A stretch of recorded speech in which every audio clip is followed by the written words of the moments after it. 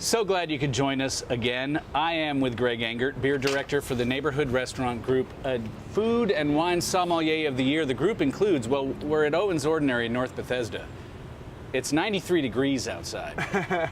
Kind of nasty, but the awning above here and this nice breeze makes it feel all right. You also have the mothership, Church Key, downstairs, Birch and Barley below Church Key. Greg, it is always good to see you. Too, bud. What is on tap this week? This week we have one of my favorite tiny breweries from Maryland, from anywhere really. This is a little brewery called Cushwa, and the beer is called Middle America. It's a double IPA, 8%. Cushwa is a great brewery from Western Maryland, Washington County, a place where there's very few breweries, unlike this side of the state. There's only 3 breweries out that way. Cushwa was one of them. They're making really exciting beer, very small batches. Garrett Chambers is one of the owners. He's the head brewer.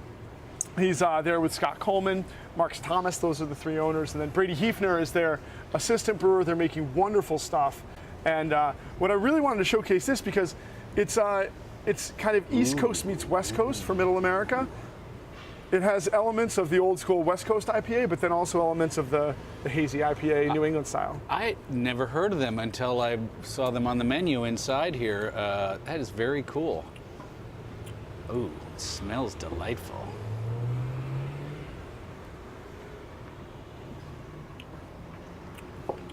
So see how it has That like a little bit of both? really You know? nice. Yeah.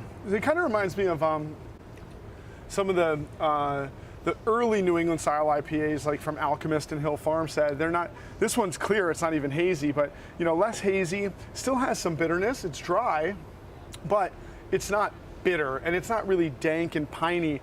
It's hopped with Simcoe and Mosaic, so you get some of that piney resinous note. But there's lots of grapefruit, lots of citrus, lots of lemon. It's good for people who like old school IPAs and new school IPAs. Really refreshing for a double. What does it ring in 8%. at? Hello. You wouldn't know. Well, really well The made. bane of my existence. They are, but about 8%. But then there's a little bit of oats in there too for a silky, slight sweetness on the palate, balancing it so it's not too bitter. Really tasty beer. We were talking last week. Last week's beer was from Union Craft, and you were talking about how they're expanding a bit. They're doing 13,000 barrels a year, you said. Yeah, what do these guys do by comparison? These guys do 400. So it's just super cool. I mean, and like, listen, a lot of breweries, when they start on a very small system, like a nano system, which is what they have. I mean, they're 3.5 barrels. They're basically, every time they brew a batch of beer, they're getting 6 kegs out of it. It's not a lot of beer. A lot of brewers will start that way as they're figuring things out and, getting some hits and some misses. Cushwa's been really exceptional. They make primarily hoppy beer, IPAs, and the beers have been really fantastic on that small scale. And they've been so good that they are now going to be expanding. So they're going to be getting a 15-barrel brew house, which will allow them to make, 25 kegs or so every time. They're going to increase production. You'll start to see their beer around a little bit more. And yeah, we're excited for that. That's great. And obviously, if they're making a little more, it'll be more available down here. You totally. can get it here at Owens.